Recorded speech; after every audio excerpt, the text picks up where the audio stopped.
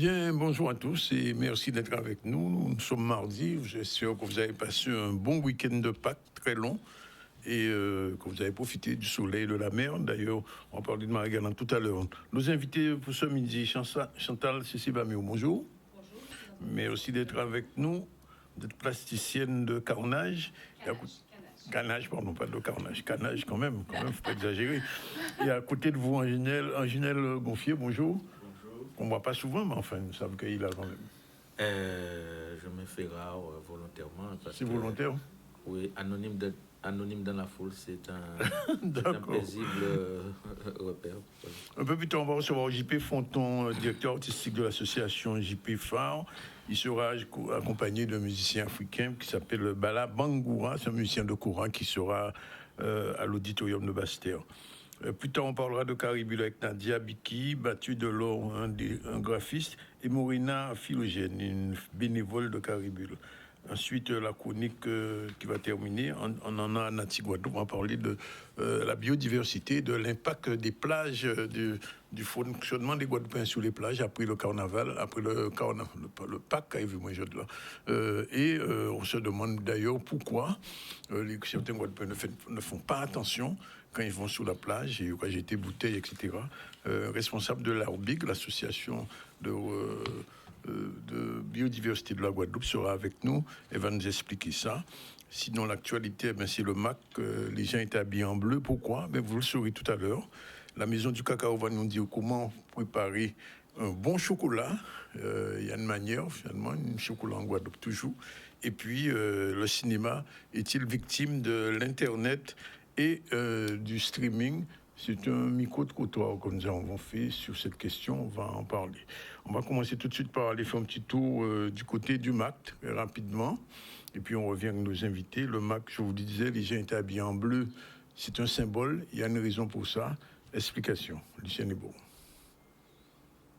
Le Memorial Act a décidé de s'engager pour tous les publics, permettre à tous les publics d'être accueillis dans les meilleures conditions au Memorial Act, et y compris les publics atteints de troubles du spectre autistique.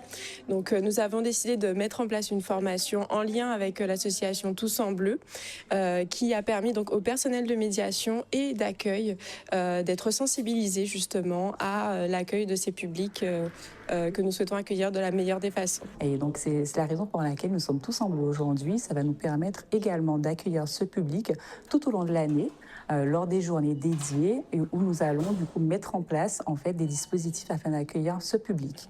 Nous avons du coup sensibilisé les collaborateurs à ce sujet afin de mettre en place aussi des référents à l'accueil afin d'accompagner ces publics tout au long de cette journée. La formation s'est très bien passée, j'en ai appris beaucoup. J'ai appris que du coup l'autisme était un problème de neurodéveloppement, qu'il y avait plusieurs formes d'autisme et que toutes les formes d'autisme justement ne se voyaient pas et qu'elles se manifestaient de différentes manières. Alors du coup on va mettre en place au sein du Memorial Act du coup des visites d'heures calmes, du coup dédiées à ce public-là, donc en tamisant les lumières, en créant justement des espaces neutres avec beaucoup moins de bruit, beaucoup moins de lumière, quelque chose de beaucoup plus moins chargé en termes d'information, de sorte à ce que du coup à éviter toute forme de crise.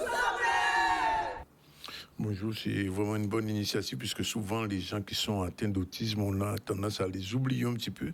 C'est une bonne initiative du MAC. Alors je vous ai dit, on va parler avec Chantal Cécile-Bamiou et Angèle Gonfier. Madame Cécile-Bamiou, merci d'être avec nous. Longtemps que vous n'avez pas vu aux ZCL.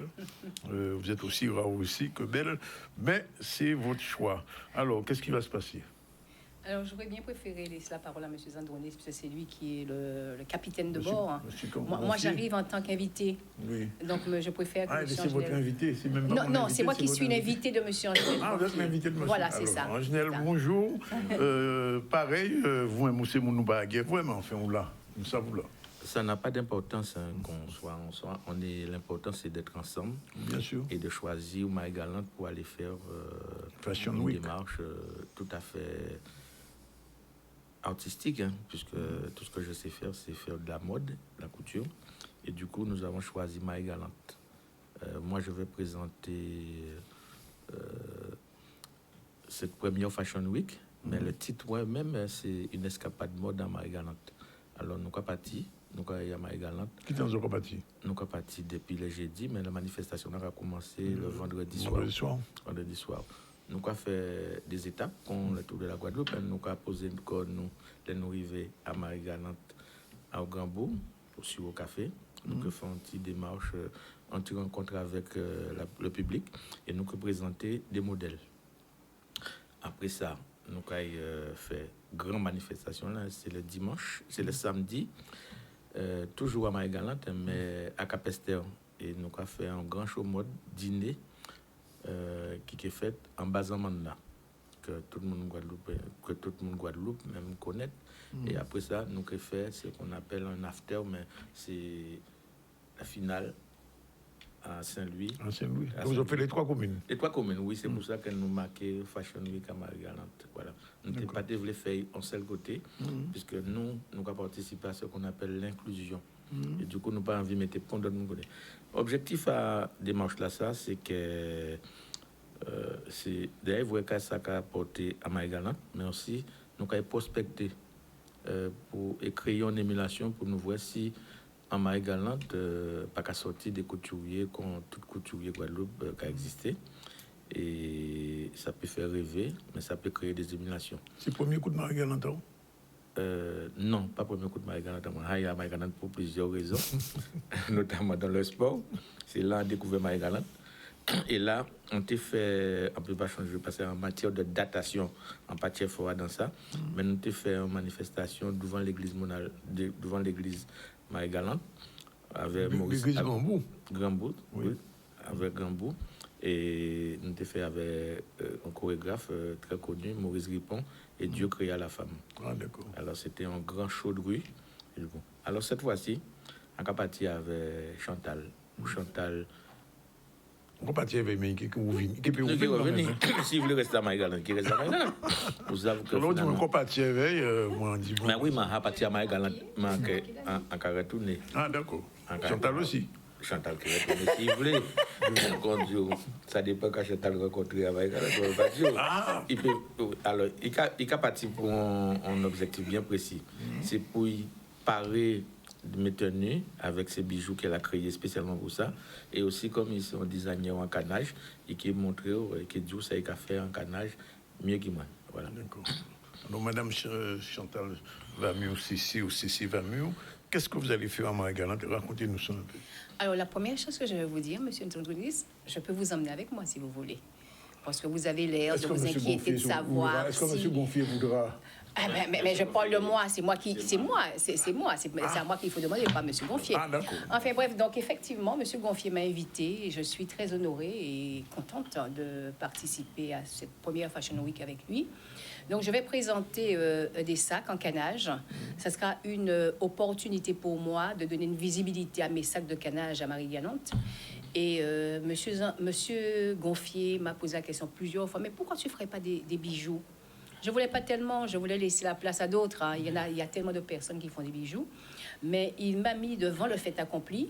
Et du coup, j'ai créé une ligne de bijoux à l'image de Marie-Galante. Wow. Hein? Marie-Galante, c'était à poisson, c'est fruits de mer. Eh bien, inspirez-moi d'être tous ces vités qu'on a trouvé de l'eau mais là. Moi, je peux créer des bijoux qui vraiment de la chair de poule. Parce que là, on a créé, on a vibré énormément. Et on dit, Angèle, tu as raison, proposez-moi créer en ligne de bijoux. Donc, ça sera bijoux. On peut défiler en tant que mannequin quand même. Non, il ne veut pas de moi. Il veut pas de moi. Il veut gagner du temps. Qui apparaît ces mannequins-là. Et des fois, ça peut arriver dans le cinéma, au cas derrière l'objectif, au cas être à l'écran. Mais là, c'est. Vous voyez, par exemple, là, on dit Chantal, pourquoi il pas créer bijoux? Mais c'est ça aussi, nous, qu'on voulait essayer, espérer créer une émotion à Marie-Galante pour nous voir. Si des gens de Marie-Galante pas inspiré, des jeunes Marie-Galante, parce qu'ils ont le jeune à Marie-Galante. Bien sûr, ils ont le talent aussi. Ils ont le talent à Marie-Galante. Oui. Voilà. Mais pourquoi pas un talent? Parce que si on a talent partout, et on a espéré qu'il y a un talent aussi dans la mode. C'est ça que nous, c'est ça qu'on a essayé de provoquer. Voilà. Alors, non seulement ni talent, mais ni aussi des matériaux à Marie-Galante. Parce qu'on découvert en zèbre, c'est zèbre couteau à Marie-Galante. Zèbre couteau. On a fait des merveilles avec ça, on a fait maroquinerie. Et pourtant, c'est à Marie-Galante, moi, on découvert ça. Donc, il y a un paquet de matériaux que les jeunes matériaux qui exploitaient, puis on peut bas Marie-Galante dans notre ballon. Donc, espérons que Fashion Week là, ça, que M. Ginel Gonfier tenait la présence d'esprit de réaliser. On pose une question là quand même. Oui. Robla, on y là pas. Non, Robla, non. À part Ginel, non. C'est un roman acheté l'autre bord, t'es qu'à faire. C'est pas un style, on pas cloisonné dans pont enveloppe, on pas cloisonné dans pont cadre. Moi, on fait ça, il a passé moins par la tête. On a des matériaux qu'on a affectionnés, le jean, le coton, on pas spécialement attiré par les tissus imprimés. C'est une question de goût. Moi, difficulté de lentille, on a qu'à prendre une matière brute, unie, et faire une pièce de référence. C'est ça. L'autre jour, on se voit ici, confrère, M. Mondelo, qui sortit un livre. Et il dit quasiment ça, en posant une question là, est-ce qu'il y a un mode Guadeloupe? Il dit, pas ni mode Guadeloupe. Il faut qu'on pense de ça. Pas ni mode bon côté, pas ni mode française, pas ni mode italienne, ni des tendances. Oui, des tendances. Quand même, ni en signature, quand même, ni certains vêtements créés. Mais on sait chaque monde, ni en l'idée bien personnelle, si on veut, ça s'appelle une opinion. Oui. C'est-à-dire que là où un journaliste recevoir une nouvelle, il doit être transmis quand il sait. S'il porte un argument, il porte une analyse, ça c'est opinion. Oui. D'accord. Voilà, les opinions donc ne pour sont la pas mode, c'est même bien. C'est pas la même chose. Ouais. Mais quand même, non, tendance là ou quoi travailler dans ce qu'il laisse. Alors, on y a une affection parce qu'on a des images d'enfance que maman moins, de Catherine et moi, des fois en bois pour être enceinte de petits frères moi, et dit, et ça qui fait que l'envoie à des marcher des doigts, j'ai des camarades inspirez-moi. Dans l'une des Légitimus, là où il jouait dans la rue de Kaznek, il prend Robaï, il mettait un babouraï, et m'entend, il pas dit pour moi, parce qu'il était renvoyé au petit fils, et m'entend, en cas il montre les autres quand il a pesé.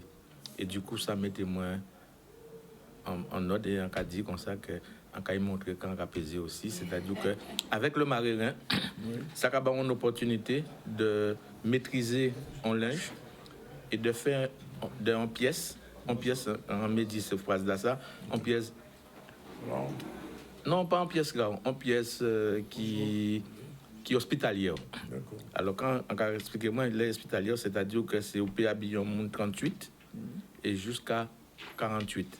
Ou quand on nous compte, même pièce là, qui a habillé 10 tailles. Et c'est ça qui est un café. Des fois, on a fait des films par rapport à mes yeux, pour monde. On a basé moins sur une taille. Et du coup, on a espéré qu'il ait servi tout le monde. Ou que dis-moi, l'espoir n'est pas une stratégie. Mais non, justement. Mais à cause de moi, l'espoir, c'est une stratégie. Mais nous, on a remarqué quand même, toujours quand les modélistes, c'est que je crois plus habillé madame qui n'ont. C'est la demande. C'est la demande. C'est-à-dire que nous va demander rien. Pour mettre une offre en place, faire la demande qui a existé.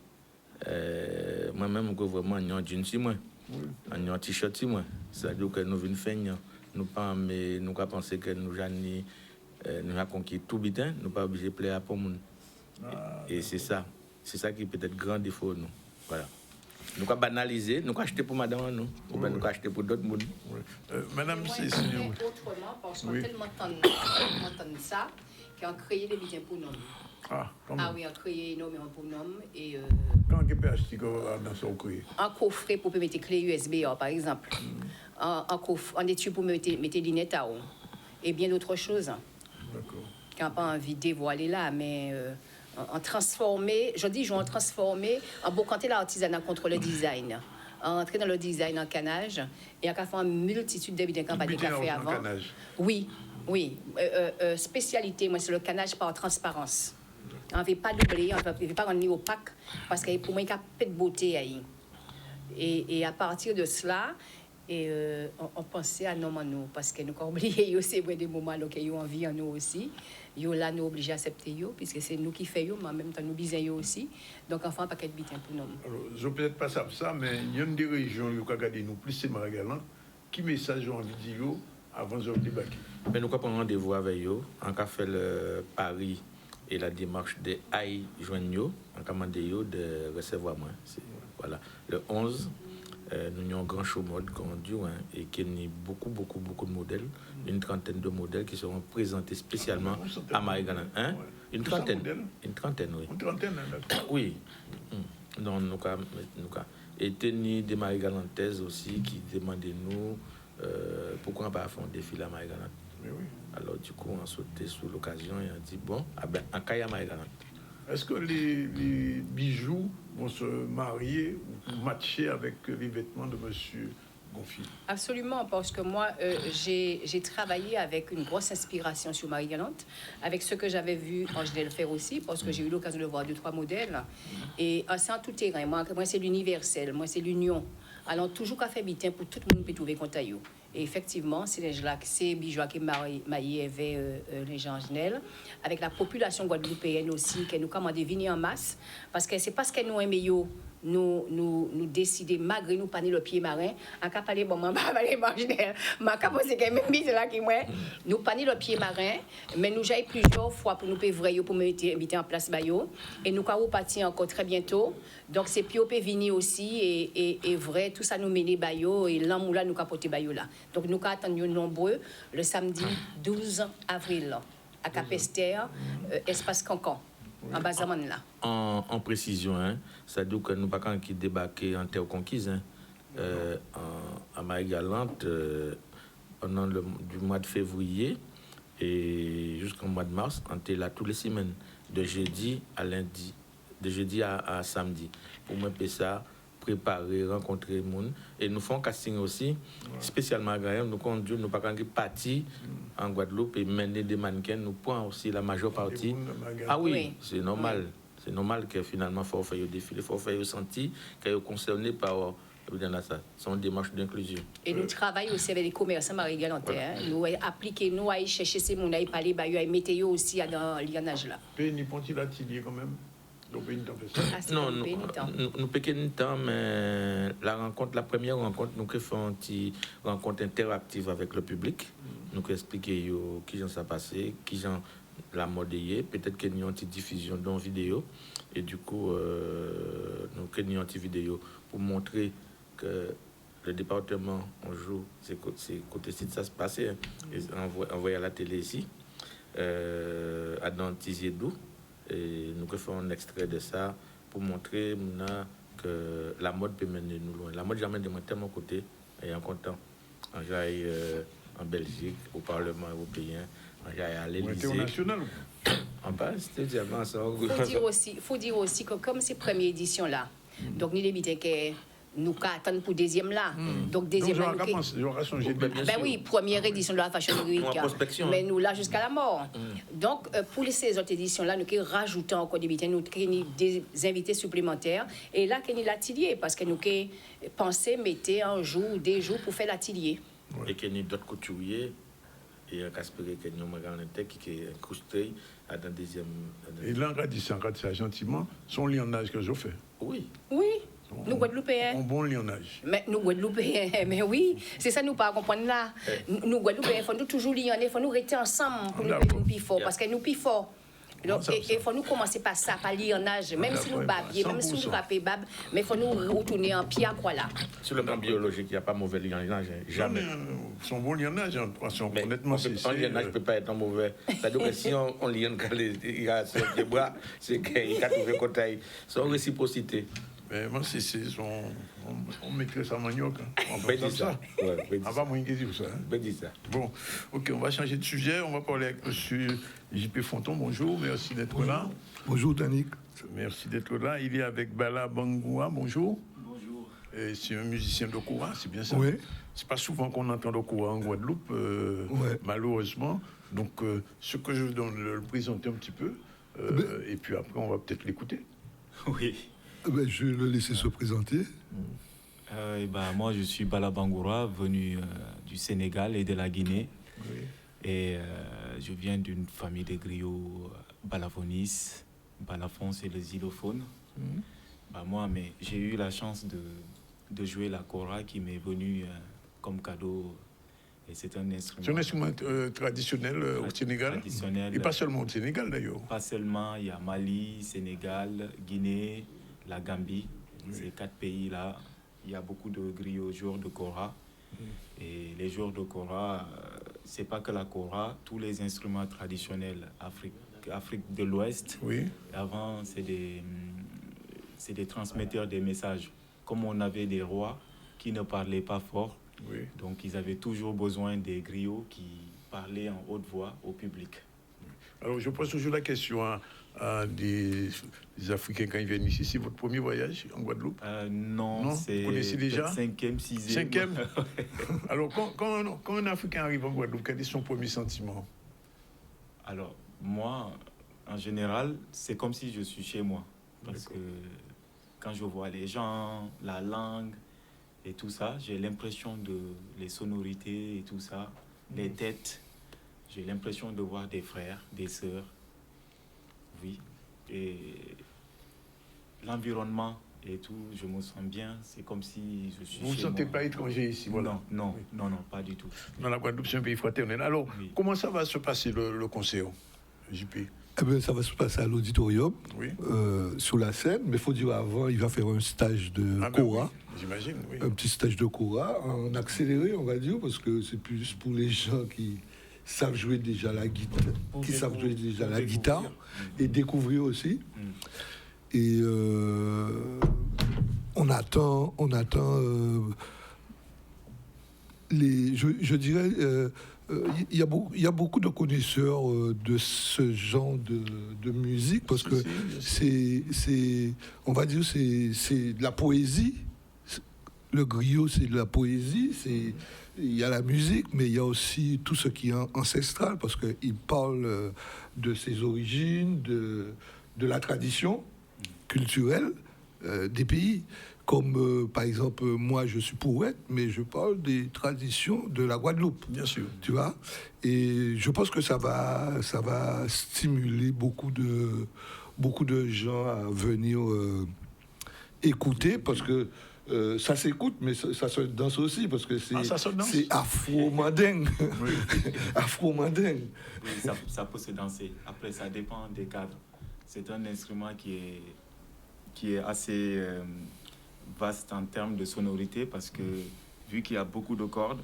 Oui. Il y a combien de cordes sur la corde? Là, il y a 22 cordes. Ah ouais, quand même. Donc, comme on peut avoir des basses et comme on peut avoir les aigus. Et donc, tout ça, ça se mélange ensemble. Et ça dépend de la façon comment c'est joué. On peut le jouer en accéléré, en mode dansant, comme quand je vois ici le jouk, le compas et tout, ça m'inspire. Ah bon? On peut faire du compas avec le kora? Ah oui! Même du jouk? Oui! Et du coup, ça fait original, la sonorité et tout ça. De voir le son de la kora sur des rythmes comme ça, c'est autre chose. Comment on appelle un joueur de kora? Un joueur de kora, on dit. Parce que je joue à la guitare, on l'appelle un guitariste. Guitariste. Et un kora. C'est un koraïste? Nous, on dit non, kora fola. Kora fola? Kora fola. C'est quelqu'un qui, en termes de la langue, c'est kora fola, c'est quelqu'un qui fait parler la kora. Voilà. D'accord. Ok. Ben, on va vous écouter un petit moment quand même. On peut avoir un petit extrait? Ah oui, avec plaisir. Oui.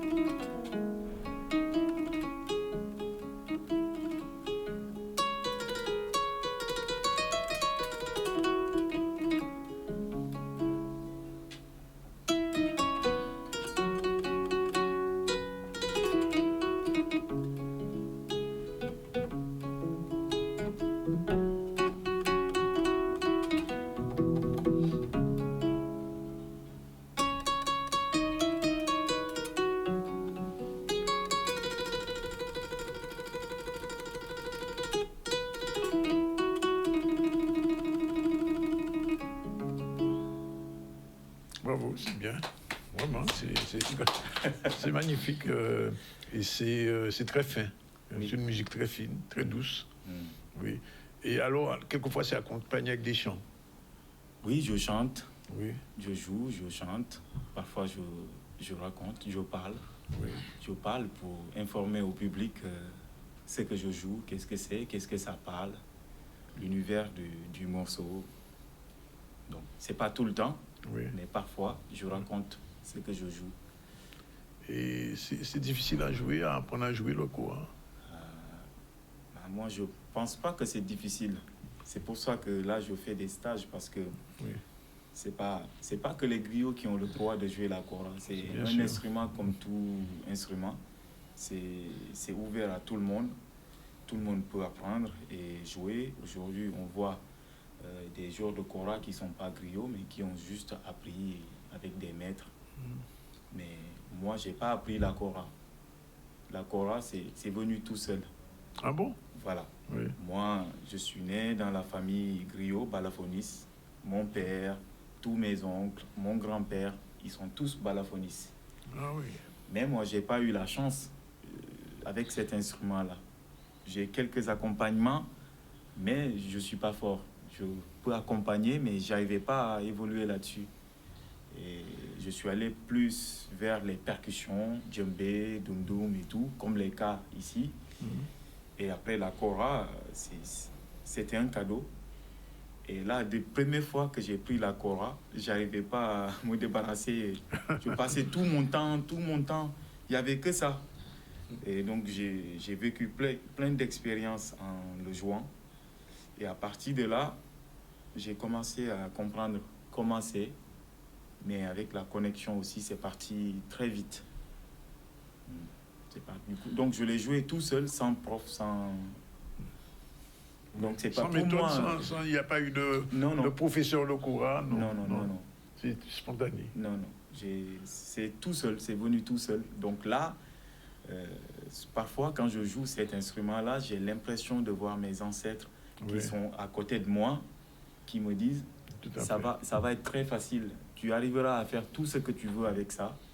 Et même si je ne joue pas pendant 1 mois, 2 mois, quand j'arrive, j'évolue. Donc moi-même, ça me choque. Je me dis, mais c'est pas possible, je ne joue pas autant. Mais quand j'arrive à reproduire des sons que les grands joueurs de kora font. J'arrive à reproduire et sans galérer. Donc là, je me dis toujours, je remercie mes ancêtres d'être là à m'accompagner. Je n'ai pas eu la chance du balafon, mais par contre, ça... voilà, ils sont là-dedans. D'accord. Alors, l'autre problème qui va se poser, c'est qu'il va falloir à un moment donné qu'on ait des koras en Guadeloupe. Parce que... là, ça commence. Parce que moi, mes koras, c'est moi qui les fabrique. Ah, d'accord. Ça, c'est moi qui l'ai fabriqué. D'accord. Je me suis dit, vu que l'instrument, ça m'avait tout pris, je pensais qu'à ça. C'est pour ça que je dis c'est ma femme. Parce que c'est comme si j'ai rencontré une femme que je voyais que elle. Et je me suis dit, il faut que je comprenne tout, comment c'est fait. Et donc, je n'arrivais pas à dormir la nuit. Il n'y avait que ça qui comptait pour moi. J'ai démonté toute la kora, donc c'était risqué parce que je ne savais pas comment c'était fait. Et après, je suis resté à étudier comment c'est fait et tout. Donc, j'ai tout appris tout seul. Donc, après ça, peut-être c'est une quinzaine de koras que j'ai fait parmi mes koras. Et depuis que j'ai fait la première kora, ça a réussi. J'ai dit, là, là, ça va le faire. Ça ne va pas être difficile. Est-ce que ça existe déjà des koras électriques? Oui, ça existe. Ça existe, ouais. Oui. Après moi, ça, c'est pas la kora traditionnelle, ancienne. Oui, bien sûr. Voilà, j'ai commencé avec ça, mais c'était très difficile à accorder. Donc, mais j'imagine 20 cordes, oui. Voilà. Donc, et puis, ça fait mal au pouce, c'est difficile à accorder. Et voilà, on peut passer 1 heure de temps à accorder pour jouer 10 minutes. Ça se désaccorde encore et après, il faut reprendre. Donc, ça prend du temps. Mais là, c'est en mode comme la guitare, donc c'est facile à accorder. Donc, ça donne accès à tout le monde. Et qu'on fait de la kora, on peut passer à la guitare?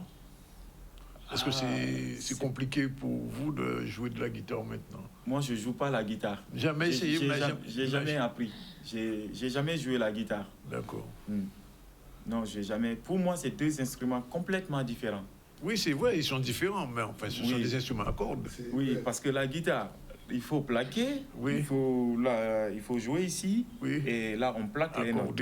Mais ici, on ne plaque pas, on étouffe. Il n'y a pas d'accord en haut, c'est ça? Voilà. Ici, on peut doubler les notes avec les deux doigts. D'accord. Ou on peut étouffer le son pour que ça ne résonne pas. D'accord. Si on n'étouffe pas, ça résonne. Et si on étouffe, voilà.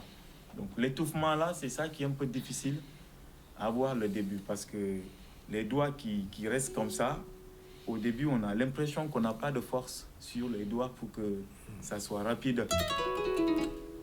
Donc ça, avec le temps, on arrive à avoir cette il faudra rester rapidité. Un petit peu plus longtemps en Guadeloupe. En tout cas, c'est une bonne expérience. JP, merci. Alors, donc, c'est samedi? Non, c'est vendredi. Vendredi à 20h à l'auditorium. C'est one shot, c'est un seul concert? Ouais. Sinon, après, c'est dans les pubs après. Comment? Après l'auditorium. C'est dans les pubs. Il y a quelques dates. Il y a quelques dates, oui. Le lendemain, il y a Culture Sauvage. Oui. C'est à Bouillante. D'accord. Dans les hauteurs. Et après, il y a le Coup de Foudre 24. Oui. Coup de Foudre, c'est un endroit. Après, je ne connais pas forcément tous les lieux. Et il y a un autre lieu encore, ça s'appelle comment? Il faudra aller à Marie-Galante un jour. J'ai en avant à Marie-Galante. Ça aurait été un bon prélude. Ah ouais, ça aurait été bien ça. Oui. Marie-Galante, je suis passé là-bas l'année dernière dans un bateau Samsara. Oui. J'ai joué là-bas. Ah déjà? Oui. Mais ça serait intéressant à Marie-Galante aussi. Il faut pas penser à ça. Théo de Blues. En tout cas... on y pensera. Oui. Merci. Pardon, mais il y aura le 18, il y aura Café Philosophie. Oui, c'est tout près là. D'accord. Bon, c'est un bon parcours. En tout cas, c'est une bonne chose pour les Guadeloupéens de pouvoir entendre cette musique ancestrale pour nous. Parce que si ça vous rappelle les ancêtres, mais pour le Guadeloupéen, automatiquement, ça va faire évoluer un petit peu la pensée. C'est une bonne chose. Merci en tout cas. Merci à vous. Alors, on rappelle, vendredi au Sirop Café, samedi en Bazaman, le grand show mode avec Chantal qui va appareiller ou parer mes tenues. Et le lundi, le dimanche à Saint-Louis, à Los Biches. Voilà. D'accord. Et une dernière chose, Madame Cécile, vos bijoux, on les verra en Guadeloupe un jour quand même? Ah ben bien sûr, j'ai commencé, mais il me faudra poursuivre. D'accord. Donc je vais m'améliorer, je vais proposer encore de plus belles choses en Guadeloupe. Peut-être qu'elle ne pourra pas retourner à grand-chose, puisqu'on va installer aussi un showroom. D'accord, ok. Voilà. C'est noté. Et donc, vendredi, à l'auditorium. Rendez-vous à l'auditorium. Je dirais un peu déjà tous les Bastériens, Sud-Bastère et aussi de la Grande Terre à venir au vendredi 10 à l'auditorium de Bastère. Ok, bien c'est dit. Merci en tout cas. Tu es invité, hein? Oui, hein, Kevin. Où ça? Le plaisir. Tu sais que cette dame-là, elle connaît Bastère. Elle a fait une exposition à Bastère l'année dernière. Bon. Plaisir de la rencontre, puisque j'entendais JP Fonton tout le temps, et je mets un visage sur la dénomination. Mais moi, j'ai beaucoup entendu parler de toi, parce que j'ai commencé aussi dans les défilés de mode. Ça date depuis longtemps. Mais ça fait longtemps que j'entends parler de JP Fonton. Et par contre, j'ai pas ton numéro de téléphone. On va échanger. En tout cas, merci à vous deux, à vous quatre. Merci d'être venus et bon spectacle à vendredi soir à l'auditorium. On prend la première pause, on se retrouve tout à l'heure avec nos prochains invités. On va parler du festival de Caribule, qu'on connaît très bien. Madame Cécile connaît aussi.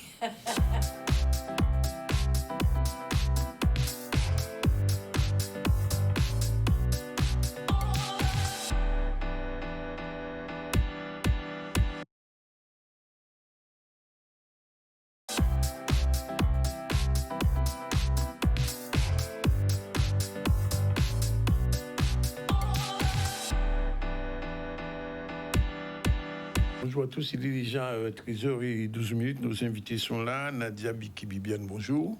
Bonjour. Elle n'est pas seule, elle est accompagnée de Morina Philogène, bonjour. Bonjour. Elle est bénévole, et de Mathieu Delors, bonjour. Bonjour. Dessinateur, on va parler de Caribule. On a aussi avec nous Marie-Charlotte, bonjour. Bonjour.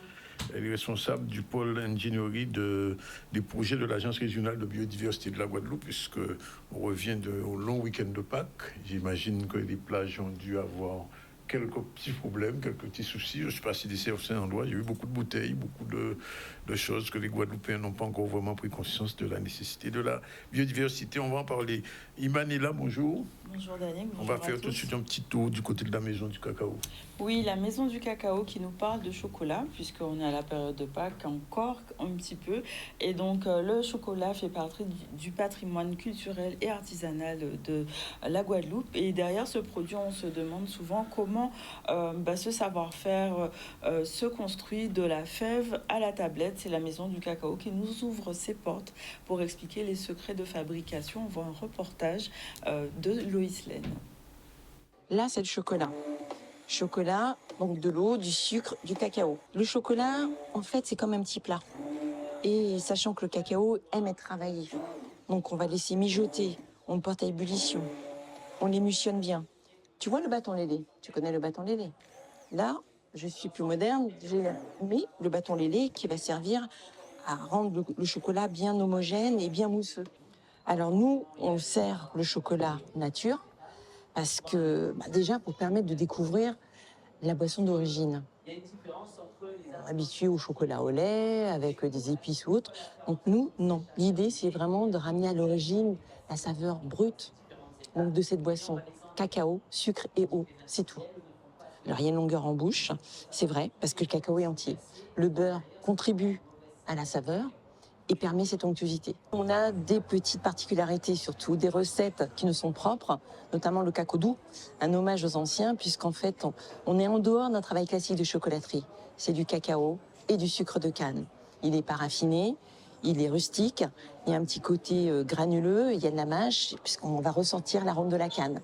Voilà, on va retrouver également le rocher manioc, donc un biscuit à base de farine de manioc, chocolat au lait, chocolat noir, chocolat blanc. Voilà. Donc, il y en a pour tous les goûts. Aussi bien chocolat noir, 100% cacao, tablette 100% cacao, que des chocolats au lait. Ouais, moi, je trouve ça très intéressant. J'aime beaucoup l'histoire du cacao, parce que je suis gourmande de chocolat. Donc, très intéressant de savoir tout le processus de fabrication, d'où ça vient.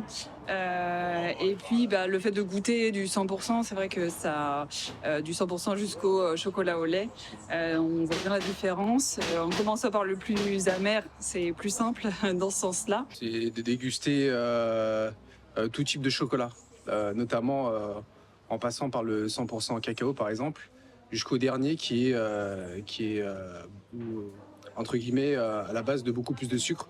Du coup, cette différence en termes de goût est très intéressant pour le goût. Mais et surtout, pour les gourmands, c'est un petit peu l'endroit idéal. Mon petit chocolat. Bon exemple de notre biodiversité, madame. Justement, on va parler de ça, puisque je vous l'ai dit, il y avait du camping sur les plages. Il y a beaucoup de dégâts. Alors, on n'a pas forcément de bilan à l'heure actuelle, mais je dirais le camping se poursuit aussi pour d'autres qui sont toujours sur les plages aujourd'hui. Et je pense qu'il y a des vacanciers, c'est ça? Potentiellement les vacanciers ou ceux qui poursuivent encore aussi, les Guadeloupéens aussi, qui ont pris quelques jours en plus pour poursuivre. Donc l'idée est vraiment de rappeler aujourd'hui les principales consignes, je dirais, pour mieux préserver nos milieux et pouvoir perpétuer cette culture qui est la nôtre, à savoir camper pendant la période de Pâques, pendant les années à venir. Voilà. Alors, qu'est-ce qu'il faut dire aux Guadeloupéens qui font du camping et qui viennent chaque année, parce qu'il y aura bientôt la Pentecôte, ce sera à peu près pareil, un peu moins long, mais enfin, sur un grand week-end aussi, qu'est-ce qu'on peut leur dire? Bon, on doit toujours dire, rappeler en premier que on a une biodiversité exceptionnelle en Guadeloupe qu'il faut préserver. On va camper sur les plages, au niveau des rivières aussi. C'est un peu moins fréquent, mais surtout sur les plages. Les plages, on retrouve des cordons de végétaux, des catalpas, des résiniers bord de mer, voilà, qui nous servent d'abri quand on va nous camper, mais qui servent d'abri aussi pour d'autres espèces. On a des insectes, des reptiles, des chauves-souris, des oiseaux, etc., qui sont abrités par ce cordon végétal et donc qui est nécessaire de protéger et qui nous servent aussi à nous abriter pendant qu'on va camper. Oui, donc il faut vraiment prendre soin de cette biodiversité marine, j'ai envie de dire, mais au niveau de la mer aussi. Parce que je crois avoir lu quelque part que quand on jette une bouteille de plastique dans la mer, c'est près d'un siècle après. Alors, je ne sais pas si ce chiffre est véridique, mais en tout cas, si on parle de beaucoup de biodiversité terrestre, au niveau des littoraux, on a une biodiversité terrestre et marine.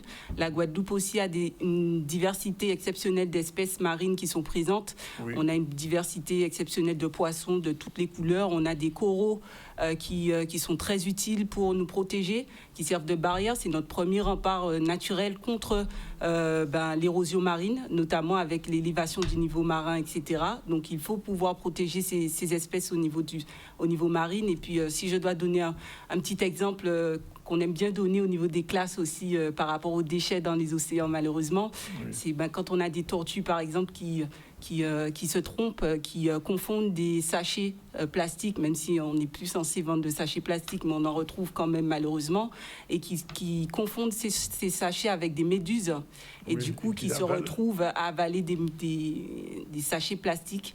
Et donc on connaît toute la suite après en termes d'impact sur la biodiversité, puisque oui. Les tortues, par exemple, sont des espèces qui sont fortement menacées aujourd'hui sur notre territoire. Parce que même à l'intérieur du corps des poissons, maintenant, on trouve des particules qui n'ont rien à voir avec l'eau vraie chair, finalement. Quand on va camper, on a souvent tendance à vouloir aller faire sa vaisselle avec des produits type détergent, liquide vaisselle, etc., dans la mer, etc. Il faut savoir que tout ce qui finit dans le milieu, que ce soit à terre ou en mer, peut finir aussi dans des aliments qui vont nous servir derrière. Oui. Donc, c'est ce qu'on appelle aussi la chaîne alimentaire. Donc, un poisson qui va naviguer dans les eaux qui auront été contaminées pourra éventuellement finir dans notre assiette derrière et, du coup, représenter un risque pour notre santé. Donc, il faut aussi prendre en compte tous ces aspects-là. Alors, d'une manière générale, je pose la question à la spécialiste, le camping, ça peut perturber la biodiversité ? Oui, malheureusement, il y a encore quelques actions que peuvent porter certaines personnes qui sont forcément peut-être pas au courant des méfaits que ça peut avoir sur la biodiversité. Mais quand on va faire un feu de camp à même le sol, on risque aussi, c'est un risque quand même pour l'environnement, un risque déjà d'incendie aussi, puisqu'on est dans des milieux ouverts où il y a beaucoup, c'est ventilé. On a un risque aussi de dégradation du milieu et de menaces pour les espèces environnantes. On a aussi tout ce qui est lumière. Quand vous avez des espèces qui vivent la nuit et qui ne supportent pas forcément beaucoup la luminosité, quand on a des gros spots lumineux qui sont mal réglés ou qui sont projetés vers des endroits qui ne mériteraient pas d'être éclairés, comme la mer par exemple, ça devient problématique. Et aussi, on a tout ce qui est niveau sonore. Quand on met beaucoup de musique, on aime la musique en Guadeloupe et c'est tout à fait compréhensible. Mais en plus de devoir gêner peut-être potentiellement les autres campeurs à côté, on représente aussi un risque pour des espèces qui ont l'habitude et qui sont présentes pour le coup toute l'année dans ces milieux-là et qui n'ont pas l'habitude d'entendre des niveaux sonores aussi importants. Oui. Voilà. Il y a pour lier des tortues, il y a des plages où les tortues viennent pondre d'ailleurs. Oui. Alors, on a une plage comme Grand-Anse à Des Haies qui est reconnue pour la ponte de tortues. Donc, les tortues, c'est des tortues marines en tout cas, comme la tortue lutte, va venir pondre entre février et août sur certaines plages, pas toutes, même si globalement, toutes les plages de Guadeloupe peuvent accueillir des tortues pour la ponte et elles vont pondre jusqu'à 150 œufs la nuit. Voilà.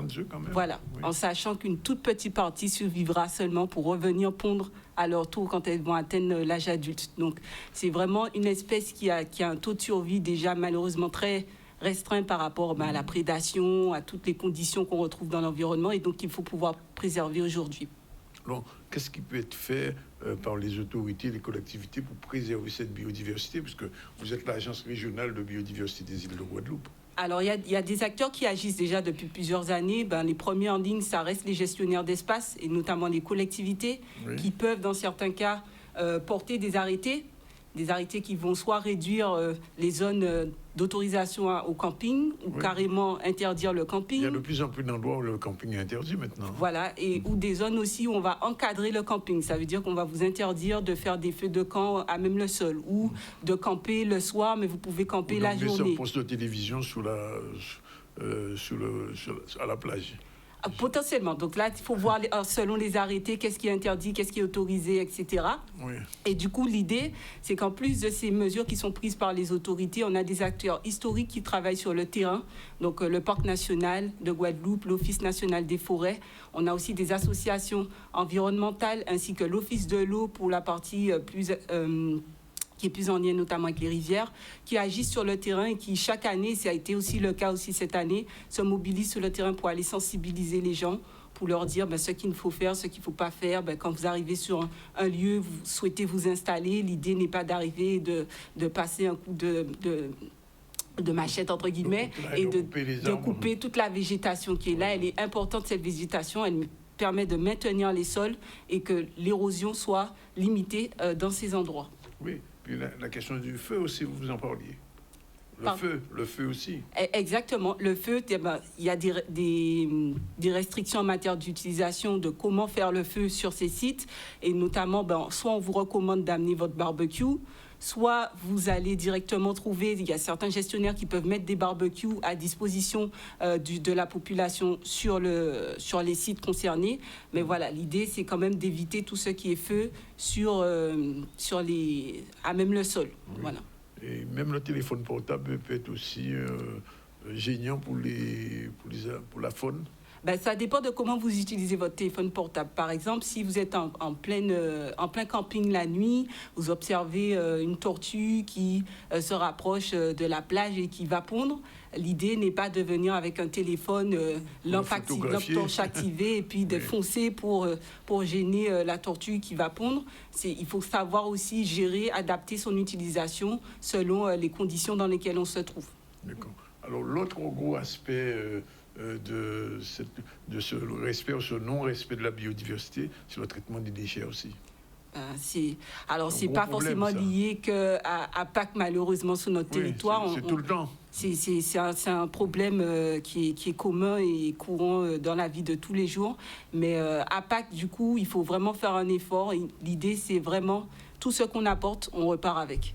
Il n'y a rien qui doit rester sur site, même pas les restes alimentaires. L'idée n'est pas de laisser des restes parce que des oiseaux ou telle espèce vont manger. Non, ils savent se débrouiller sans nous. Donc l'idée n'est pas de laisser, surtout qu'on peut ramener des indésirables sur les sites, des chiens, des chats errants, des rats, etc., qui vont proliférer avec tous les déchets qui vont rester. Les moustiques aussi, n'en parlons pas. Quand on laisse des déchets sur site, c'est une prolifération de moustiques. On sait très bien que les moustiques sont vecteurs de maladies, tout ce qui est dengue, etc. Donc, il faut éviter aussi le maintien de ces déchets dans l'environnement. Et puis, certaines communes ont quand même devancé, entre guillemets, le problème, se sont adaptées au fil des années en proposant notamment la pose de bennes pour pouvoir collecter des déchets, notamment les plus encombrants, lors du départ des campeurs sur les sites. Mais l'idée, c'est quand même de bien cadrer, de bien savoir en amont le nombre de déchets qu'on va produire et de ramener les sacs poubelles qui vont avec, le nombre de sacs poubelles pour pouvoir repartir avec tout. C'est un acte de citoyenneté, en fait. C'est un acte de citoyenneté qui vaut dans la vie de tous les jours, mais encore plus à Pâques, où on va sur des sites qui n'ont pas l'habitude de recevoir autant de personnes et aussi longtemps. Et il y a un autre problème qu'il faut évoquer, c'est le fait que beaucoup de gens veulent arriver sur la plage en voiture. Ça aussi, c'est un gros problème, ça. Pour arriver sur les plages aujourd'hui, c'est encore autorisé sur un certain nombre de plages d'arriver. Alors, on a une limite, bien évidemment, les parkings sont disponibles, justement, sont faits pour ça. Certains sites, on a carrément fermé l'accès pour justement éviter, parce que le nombre de passages de voitures qui part avec tout le sable, etc., c'était quand même assez problématique. Donc, sur certains sites, l'entrée des voitures a été limitée. Mais d'autres, c'est encore possible. On ne sait pas si la gestion va bientôt amener à des fermetures, des restrictions en tout cas plus prenantes sur d'autres sites qui sont menacés aujourd'hui. Mais en tout cas, selon le niveau d'enjeux en matière de protection de la biodiversité et surtout de la bande sableuse, les actions sont menées en tout cas en partenariat entre les différents gestionnaires des sites. Alors, de toute manière, il va falloir revenir avant la Pentecôte pour rappeler tout ça aux Guadeloupéens. C'est le but aussi de l'Agence régionale de la biodiversité, c'est que nous, on est là pour porter le message des acteurs historiques qui sont sur le territoire, d'appuyer aussi ce message.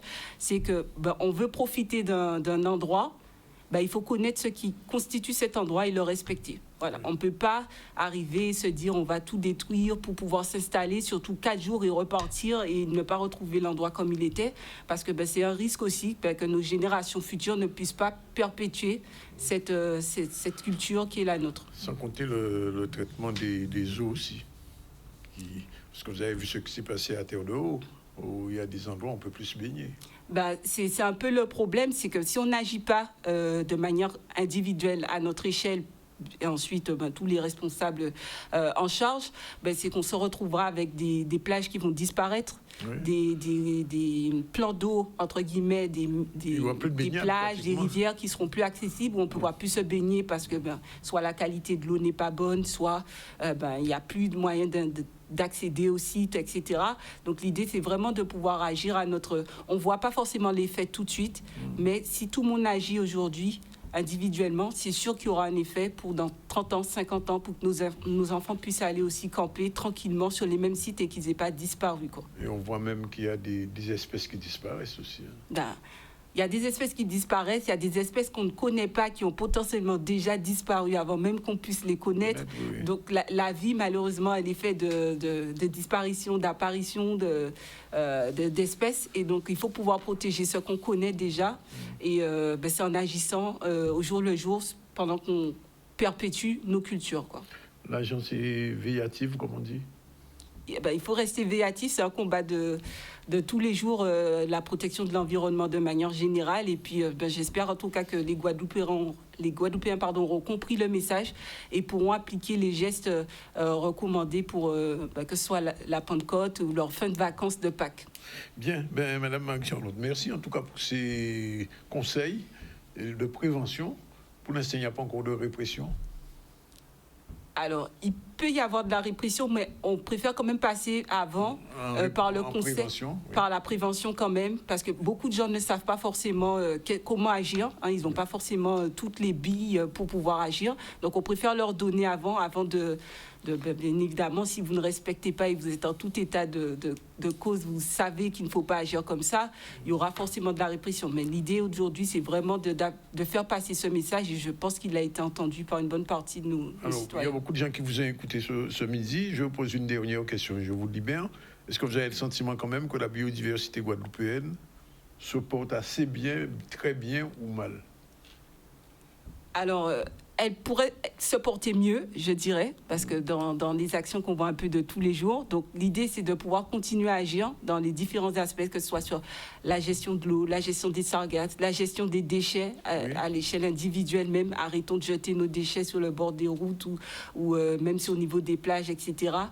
Si on agit un petit peu tout un chacun, que ce soit les autorités ou nous-mêmes, on pourra arriver à un état de biodiversité qui sera encore meilleur que celui d'aujourd'hui.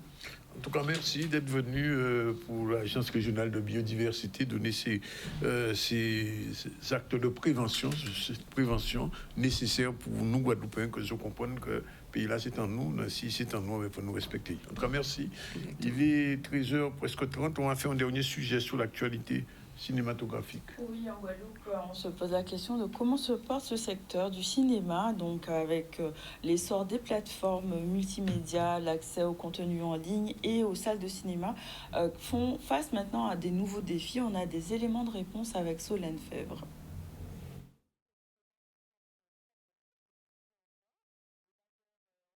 En Guadeloupe, le cinéma se porte très bien, aujourd'hui encore. Et d'ailleurs, en ce mois d'avril, on enchaîne avec un mois exceptionnel, puisque c'est le retour des blockbusters, des films très, très attendus pour ces vacances de Pâques. Les plateformes, effectivement, on va dire, stimulé cette envie de cinéma, puisqu'effectivement, plus on regarde du film, plus on a envie d'en regarder. Et nous, au cinéma, on offre cette expérience l'expérience de vivre le film. Le cinéma, c'est vraiment cette expérience collective en salle, le son immersif, on est dans le film, dans l'histoire, et c'est vrai qu'il n'y a qu'en salle de cinéma qu'on peut vivre de telles expériences et de telles émotions. Depuis 2017, donc bientôt 10 ans, on a fort heureusement, et ce malgré Covid, continué à faire le travail de diversité, donc diversifier l'offre de films avec le cinéma d'auteur, le cinéma art et essai, mais surtout le cinéma de chez nous, le cinéma antillais. Mettre en valeur les talents de chez nous, c'est ce qu'on fait au travers de nos festivals.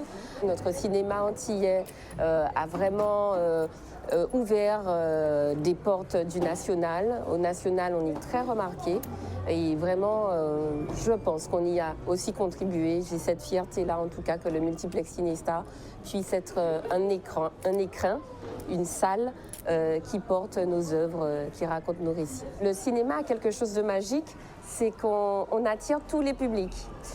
Donc c'est vrai que le samedi, vous allez avoir plus des familles avec les enfants qui ont les étoiles dans les yeux et qui viennent découvrir. Il y en a qui découvrent encore quand ils ont 3 ans, 4 ans.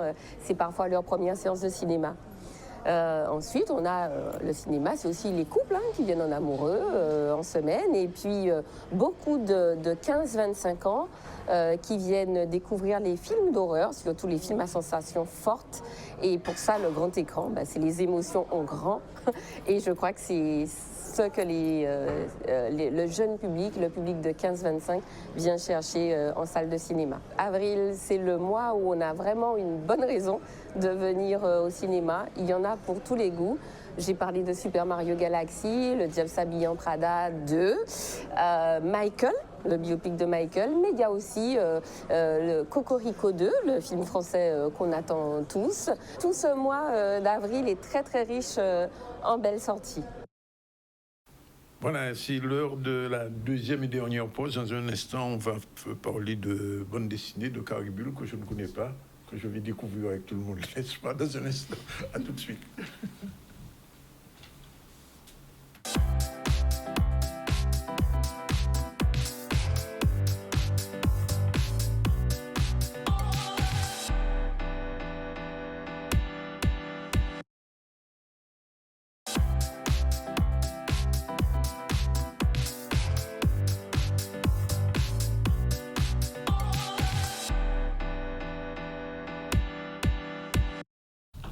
Voilà, c'est presque la fin du ZCL 39, 13h39. On va recevoir 3 personnes du ZCL, du Caribule.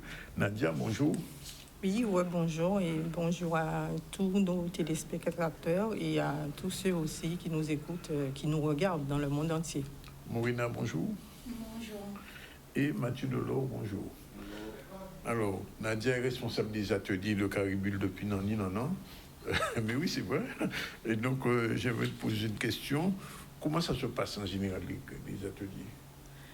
Bon, je dirais que tout dépend. Un atelier, si il est animé en milieu scolaire ou sur un festival même ou dans un stand. Mais en finalité, c'est à peu près le même process. Donc, on a envie de savoir quand même en amont le public qu'on aura. Donc, le public, c'est-à-dire que le public, mais la tranche d'âge également. Et donc, c'est en fonction de ça que le dessinateur pourra mieux s'adapter à préparer son atelier. Donc, un atelier va durer 1h30. On s'est rendu compte que 1 heure, c'était trop juste. Mais au-delà de 2 heures, tout le monde décroche. C'est trop long. C'est trop long. Donc, on fait du 1h30 d'atelier. Et même si on n'a pas le public ou que le public vienne spontanément, généralement, le dessinateur, il s'adapte. Voilà. Alors, justement, on a un dessinateur. On va revenir vers tout à l'heure. Mathieu, quand tu arrives dans l'atelier, les enfants, qu'est-ce qu'ils demandent? BD ou manga ou les deux? Qui décide d'abord? En vrai, le plus souvent, c'est manga. C'est ça qui marche le plus. Ils demandent de plus en plus de manga. Enfin, ils regardent aussi de plus en plus de mangas. Oui. Mais en vrai de vrai, c'est le dessin en général qui les intéresse. C'est, peu importe le style, la catégorie. Ils veulent juste apprendre des nouvelles techniques pour pouvoir travailler plus tard chez eux, etc. Donc, peu importe le style, moi, j'apporte surtout la technique qui puisse se lancer. D'accord.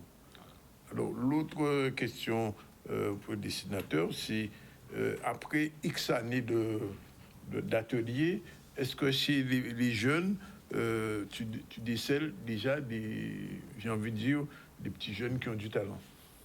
Ah oui, ça c'est sûr. Il y en a beaucoup. En vrai de vrai, parfois ça me choque parce que parfois ils sont plus forts que toi, tu veux dire? En vrai, presque. Hein. J'ai presque envie de dire oui. Il y en a qui sont vraiment passionnés, qui maîtrisent la technique hyper vite, qui dessinent en amont aussi. Et donc, en fait, c'est super, je trouve. Et je veux dire, ça se passe bien, c'est-à-dire qu'on sent vraiment chez eux l'envie, le désir? Oui, même chez eux, même si certains qui ne sont pas du tout passionnés, qui découvrent comme ça, juste le fait de leur apprendre 2-3 petites bases, ben, ils seront à fond, ils vont vouloir faire plus. Enfin, le plus souvent, ils sont super motivés. Ah oui. Nadia?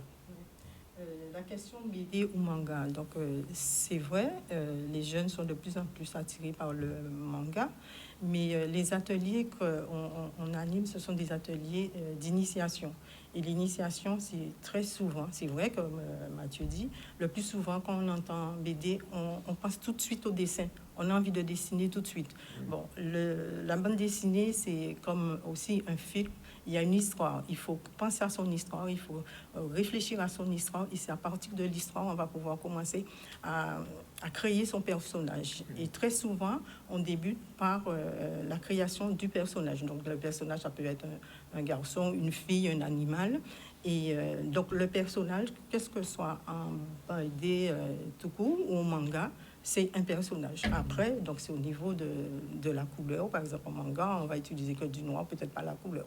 Voilà. Mais c'est la base même du dessin. Donc, les enfants, comme je dis, les enfants s'adaptent dans un premier temps, BD ou manga. Alors, la petite nouveauté quand même à Caribus, c'est que depuis l'année dernière, on a des bénévoles. Et pour la première fois, on reçoit une bénévole. Alors, explication, Nadia. Quel est le rôle de ces bénévoles? Elle va parler de Morina. Ben, les bénévoles, c'est vrai, depuis l'année dernière, on en a un nombre quand même non négligeable. On a quand même une vingtaine, même s'ils ne sont pas présents toutes en même temps, mais ils sont là vraiment pour nous aider. Donc, pour nous aider, donc on essaie de les placer dans les différents pôles de travail, que ce soit au niveau de la communication, de la logistique, je dirais des ateliers même aussi. Les bénévoles vont dans les ateliers? Oui, tout à fait. Et donc là, on a commencé depuis le 24 au 31 mars. Donc, ils étaient là aussi pour pouvoir encadrer, mais pour aider aussi à la réalisation du planning. Mais ils font aussi énormément de phoning. Donc, ils vont relancer Mathieu pour qu'il ne puisse pas oublier son créneau horaire, son jour, son atelier.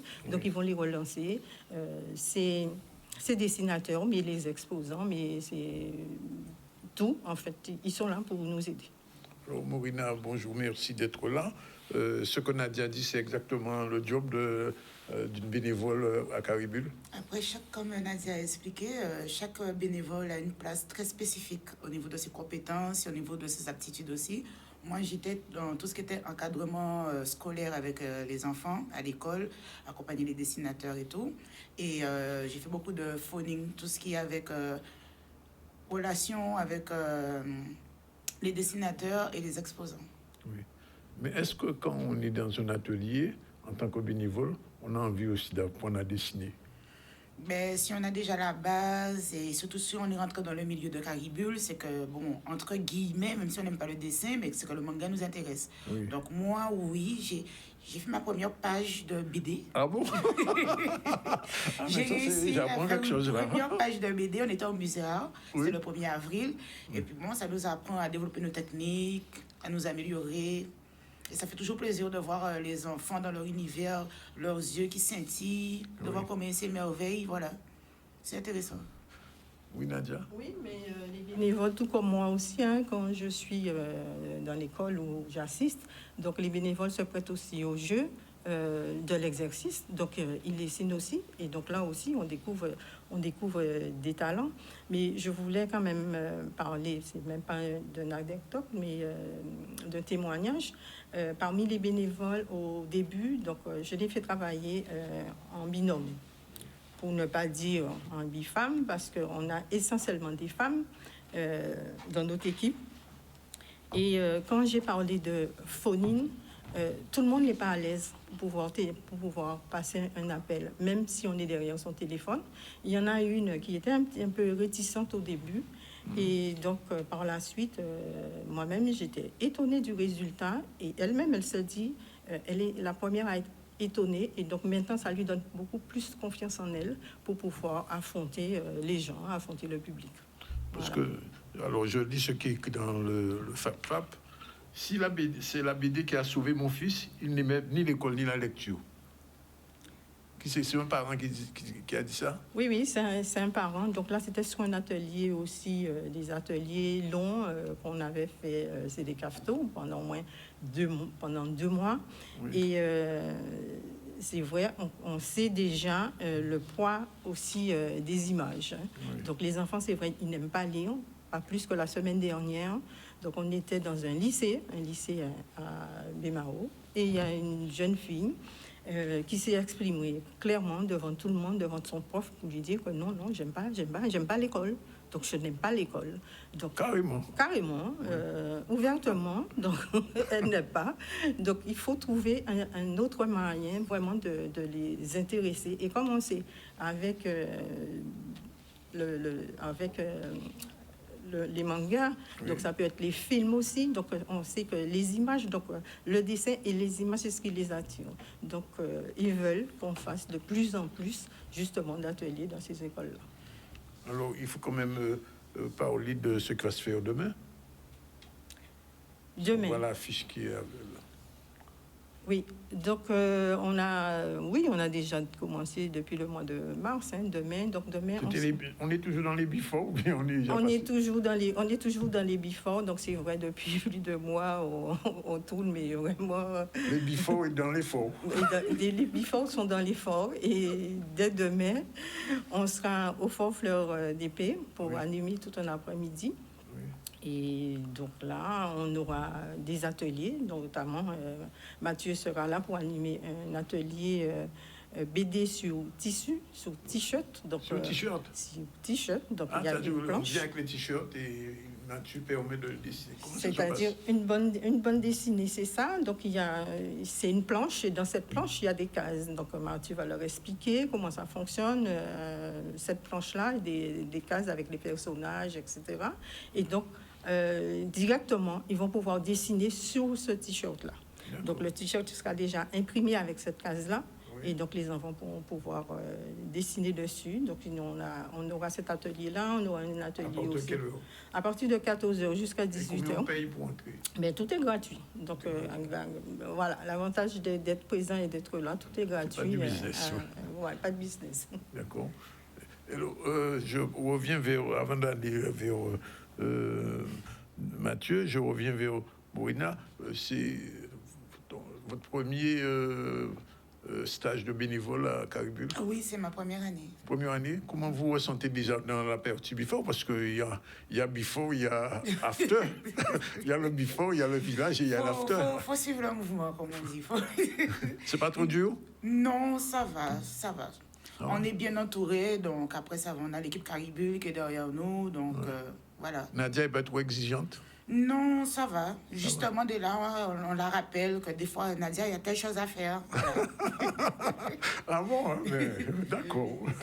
Ce sont des possibilités. Moi-même, je leur demande de me rappeler telle chose ou telle chose qu'on a à faire. Et généralement, ça se passe très, très bien parce que donc, elles deviennent autonomes rapidement et donc elles s'organisent elles-mêmes entre elles. Parce que, bon, comme je dis, je les fais travailler par deux. Donc, elles s'organisent librement. Donc, c'est toi qui vas faire telle ou telle chose. Et donc, elles viennent me rendre compte de leur journée et de ce qu'ils ont fait, en fait. Alors, Mathieu, l'autre question, c'est que moi, j'ai connu beaucoup de dessinateurs de BD. Parmi ceux que je connais, il y a Diego, il y a Suga, qui ont déjà publié Alors, est-ce que toi aussi, tu as un projet de publication? Parce que je le dis souvent, Caribul a créé la filière BD en Guadeloupe. Maintenant que ça existe, il y a des éditeurs qui n'existaient pas avant, qui existent maintenant, qui font de la BD. Est-ce que toi aussi, tu as un projet? Dans l'immédiat, non. Parce que moi, ce qui m'intéresse, en fait, c'est surtout la technique, apprendre à dessiner certaines formes, à jouer avec l'ombre, la lumière, passer du papier à l'ordinateur, voir de la photo, même faire du textile, du t-shirt. J'en fais justement. Et faire de la BD, c'est... Il faut un scénario et puis il faut un scénariste et il faut... Oui. En fait, ça va trop me limiter dans un domaine en particulier, alors que j'ai envie de toucher à tout. D'accord. Et c'est là où... Mais est-ce que aujourd'hui, puisque les choses ont changé entre il y a 15 ans et aujourd'hui, Caribul est déjà 14e anniversaire, 14e édition, l'intelligence artificielle, ça influe un petit peu sur la BD et les mangas? Ah oui, quand même beaucoup. Beaucoup, pas mal. Au début, je ne vais pas mentir, j'étais un peu triste de voir que l'intelligence artificielle prenne autant d'ampleur. Et je me disais, bon, je vais me faire remplacer, surtout que j'ai investi dans ce domaine-là. Et je trouvais ça un peu triste. Oui. Et là où je suis choqué, c'est qu'aujourd'hui, j'ai beaucoup de mes clients qui me demandent de retravailler des choses qu'ils ont fait avec l'intelligence artificielle. Oui. Voilà. Du coup, en fait, je trouve que l'intelligence artificielle, ça aide, mais... ça ne remplace pas l'humain. Voilà, ça aide beaucoup, mais on a quand même besoin d'illustrateurs pour être là, pour écouter, pour... voilà. Je sens qu'il m'a une question à poser. Non, mais je suis fascinée par le t-shirt sur BD. Alors, c'est quoi enfin, BD sur t-shirt plutôt, c'est l'inverse. C'est plutôt l'inverse. Du coup, comment on construit ça? Ça veut dire, est-ce qu'il y a une histoire? Puisqu'elle disait qu'il fallait faire un storyboard ou avoir un contenu. Comment ça se passe, l'atelier? On arrive à tout mettre sur un t-shirt? On arrive à tout mettre sur un t-shirt, mais là où c'est plus compliqué, on va dire, c'est qu'il faut apprendre aussi à utiliser le feutre sur le textile. Parce qu'en général, je ne sais pas si vous avez déjà fait l'expérience, mais lorsqu'on dessine sur un t-shirt, ça bave un peu partout, c'est compliqué de faire des traits droits. Et moi, c'est ce que je vais apporter, en fait. Parce que comme je disais, on a moins... Donc, c'est des matériaux spécifiques pour utiliser? Oui, aussi. Mais il faut aussi un certain savoir-faire. Parce que j'ai réalisé quand même pas mal de t-shirts, que ce soit la peinture ou avec du tissu, etc. Et donc, tout peut se faire sur un t-shirt. On peut raconter une histoire. Oui, c'est ça. Beaucoup de choses. Beaucoup de choses. C'est-à-dire, c'est-à-dire sur une planche. Une planche, donc il y a des cases. Donc dans ces cases-là, on peut se retrouver avec 5 petites cases encore. Donc bon, généralement ça va vite. Et dans moins de 1 heure, 1 heure et et les enfants arrivent à faire c'est suffisant. Oui, c'est suffisant. Ah oui, ils vont vite, hein. Donc bon, c'est le personnage après. Donc c'est les différentes positions, de savoir comment on va les dessiner, de face, le profil, qui on va rajouter avec. Bon, je vais vous inviter d'ailleurs à venir parce que bien sûr, comme vous avez des questions, vous verrez en direct. Alors, je voulais quand même qu'on parle de quelque chose qu'on a quand même porté, c'est le Goka dessiné. Voilà, donc c'est du cas dessiné. Donc c'est un concept que Caribul même a inventé. Donc ça consiste à quoi? Donc c'est pas un atelier, donc c'est vraiment du live. Donc c'est un groupe de cas qui est en prestation, qui joue sa musique. Et là, un illustrateur, un dessinateur sera là. Ça demain, mercredi. Donc, ce sera demain, donc dans l'effort, et puis sous le village aussi. Hein, donc, on a toujours au moins cette prestation-là. Donc, au moment que le groupe va jouer, le dessinateur, donc, il va dessiner. Donc, il va dessiner en fonction de ce qu'il voit. Donc, s'il voit des danseurs, donc il va peut-être dessiner des danseurs. Il va dessiner si c'est le public. Il va dessiner ce qu'il voit autour de lui. Ça peut être la nature, donc, et aussi en fonction de ses émotions. Et à la fin de cette prestation, donc, un tableau, donc, ces dessins-là seront présentés sur un tableau. Et plus tard, on verra ce tableau-là exposé au festival. Mais c'est le dessinateur de l'atelier ou bien c'est un dessinateur extérieur à l'atelier ou c'est pendant l'atelier que ça se passe? C'est, comme je dis, c'est pendant la... Non, ce sera après l'atelier. Donc, comme ça va être la finale de la journée, donc c'est la prestation musicale. Et donc, cette prestation musicale, elle sera mémorisée, on va dire, sur une planche. La semaine prochaine, à Bastère, il y aura un musicien particulier. Voilà, le musicien particulier. Donc, déjà pour demain, on sera accompagné par l'association des jeunes de Saint-Félix, du Gosier. Oui. Voilà, donc comme on est au Gosier, on a choisi un groupe sur le Gosier. Donc, la semaine prochaine, mercredi prochain, ce sera le 15, on sera à Bastère. Donc, on a choisi un groupe de Bastère que tout le monde connaît, c'est Voukoum. Et donc là, Voukoum dessiné. Voukoum dessiné. Donc, il sera là aussi avec son public. Et puis, ce sera un autre dessinateur aussi, parce que chaque dessinateur travaille différemment, donc on va dire. Donc, ce sera un autre. Alors, Morina, quand vous entendez tout ça, ça vous effraie pas quand même, au contraire, non? Non, ça ne m'effraie pas et ça ne peut que me pousser à vouloir communiquer le beau programme de Caribule autour de moi. D'accord. Voilà. Et avec d'autres bénévoles qui sont avec vous, vous n'êtes pas seul? Non, nous ne sommes pas seuls. Comme l'a bien dit Nadia, nous sommes, on va dire, une vingtaine. Oui. Voilà. Ouais. Et il y a du travail? Il y a du boulot. Il y a du boulot? Bon. Ben, rendez-vous donc demain? Oui, rendez-vous donc demain après-midi à partir de 14h, donc au Fort Fleur des Pieds.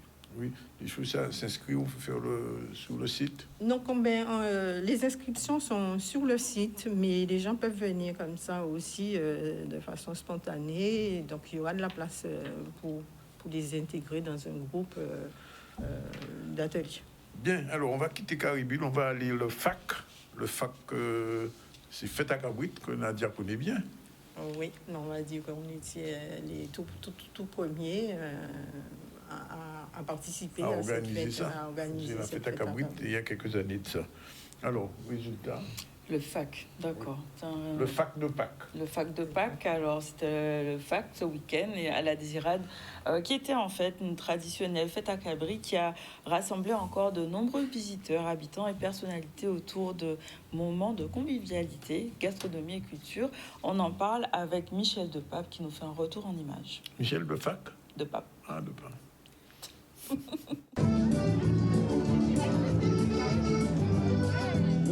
Aujourd'hui, c'est la fête à Cabrit, en fait, depuis hier, hein, c'est du 3 au 5.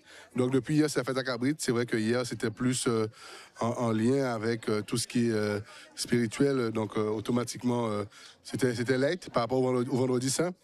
Et aujourd'hui, je dirais que les choses importantes commencent. Donc, on a la journée du samedi, qui est une journée exclusivement réservée à, je ne dirais pas à la jeunesse, mais en tout cas à la tranche d'âge plus en lien avec notre jeunesse. Donc, et demain, on aura une journée plus compas, zouk. Mais en tout cas, on est sous la fête à Cabrit. Les gens arrivent, ça commence à arriver vraiment en masse et c'est une belle fête qui s'annonce comme les autres années, mais je pense que cette année, ça sera encore plus belle, encore plus jolie. La fête à Cabrit a pris une dimension exceptionnelle qui est aujourd'hui dans le calendrier des festivités culturelles et artistiques de la Guadeloupe. Et donc, quand on voit le nombre de personnes, je crois que quand on voit comment cette manifestation est maintenant aujourd'hui visible grâce à Canal 10 dans le monde, c'est une belle et grande réussite. Donc, c'est tout à fait naturellement que je sois là, que je sois venu pour déjà m'amuser, saluer les compatriotes de la Désirade et passer un bon moment tout simplement. Désirade est une terre d'accueil, on le découvre encore aujourd'hui. C'est une terre du Levant, c'est la première terre de Guadeloupe qui voit le soleil. Et donc forcément, les gens sont heureux d'y vivre, presque autant qu'à Guayave. Je ne peux pas ne pas le dire, mais voilà. Mais ceci étant, très belle ambiance, très belle animation. Ça donne des idées aussi, puisqu'on est là aussi pour voir comment on permet à son territoire de se développer par rapport à des événements attractifs et de loisirs. C'est vrai qu'aujourd'hui, c'est la fête à Cabrit, mais ça coïncidait également avec la journée que mène la CAR dans le cadre du PAT, du plan alimentaire territorial, qui a comme vision de favoriser le bien manger, mais surtout de le mieux manger local, où il y a une opération qui est menée sur toutes les communes de la Riviera du Levant, la population s'inscrit et reçoivent entre 1 et 3 poussins. Et le but du jeu, en fait, c'est que les personnes puissent nourrir les poussins, les élever pour à la fin avoir leurs propres œufs et puis les consommer également. Donc c'est une opération qui est très attendue parce que si vous allez sur la plage à Fifi actuellement, chaque personne est présente avec son petit carton pour récupérer ses poussins. Donc une vraie opération qui a un succès et surtout un vrai objectif derrière. Nous sommes en train d'allier culture et développement économique, mais également développement touristique. Et donc ça montre que notre culture a de l'importance dans notre volonté de développer notre territoire qui est la Riviera du Levant. Et aujourd'hui, avec la Désirade, je pense que c'est l'exemple que nous devons tous retenir. Notre culture est le pilier même de notre économie locale. Voilà, tout simplement. Juste une dernière question, Nadia. Caribou, il y aura Désirade ou pas? Très certainement, hein, parce que maintenant on est sur le point de signer une convention avec la CAL. Et donc, oui, je pense qu'on n'a pas encore planifié le jour. Marie-Galante, nous. Mais Marie-Galante aussi, parce qu'on sera à Marie-Galante pour le festival Terre de Blues. C'est Terre de Blues ou Terre de Bulle? Terre de Bulle, on va dire. On va dire que c'est Terre de Bulle, Terre de Blues Bulle, oui. Comme on veut. Mais on sera Marie-Galante et on sera aussi présent sur le tour de la Guadeloupe. Le tour de la Guadeloupe. Ouais. Bon, alors Caribou, d'ailleurs, pour commander bien. Mais voilà, c'est pratiquement 14h02. Mais avant ça, on va faire un rappel des titres avec Inman News. Oui, au niveau de l'actualité, on a parlé donc du MACT qui s'engage par rapport à l'autisme, donc avec le personnel qui a pu se mettre en bleu pour parler justement de ce trouble qui touche énormément de familles, rappeler l'importance de cela dans notre société qui mérite d'être encore plus inclusive. On a parlé aussi de la Maison du Cacao qui nous a parlé du chocolat, du savoir-faire pour passer de la fève à la tablette. Il était question de cinéma, surtout pendant les vacances scolaires avec les différentes sorties prévues, blockbusters prévues qui sont pour à la fois les petits comme les grands. Et on est allé au FAC, à la Désirade, pour parler du cabri. Madame Aubin, qu'on a vu tout à l'heure, m'a dit que pour venir à la fac, c'est 1 an à l'avance, il faut réserver. Oh, mais Marie-Galante aussi. Marie-Galante aussi, c'est 1 an à l'avance. Sinon, c'est même pas la peine le week-end avant, 15 jours avant, un mois avant. Tout est déjà bloqué et vendu. Alors, on a reçu ce midi Chantal Cécile-Vamion, plasticienne en canage, pardon, avec Angèle Gonfier, puisqu'il y a un Fashion Week qui se fait la semaine prochaine à Marie-Galante, à Gambou, à Saint-Louis et à Cap-Esther. Madame Chantal Vamion va faire présenter des bijoux spéciaux qui ont été créés pour l'occasion. On a reçu aussi Marie-Charlotte pour parler un petit peu de la biodiversité et le camping. Savoir que quand il y a biodiversité et camping, il faut faire attention. Il faut nous veiller, ça nous quoi faire. Avant ça, on a reçu aussi J.P. Fonton, le directeur artistique de l'association JPA. Pourquoi? Parce qu'il a fait venir au Bala Bangoura, c'est un musicien de Koura qui sera vendredi prochain pas au mémorial, non, à l'auditorium de Basse-Terre. Et puis une petite équipe du Caribul, Nadia, Mathieu et Morena étaient là avec nous. Ils ont parlé un petit peu de Caribul. Rendez-vous demain et après... Et le 15, Fort Delgrès, c'est le before dans les forts. Dans les forts. Voilà. Voilà, c'est fini pour aujourd'hui. Rendez-vous demain à la même heure, 2h30 dans le ZCL. Et puis, il y aura sûrement d'autres invités aussi intéressants. Merci.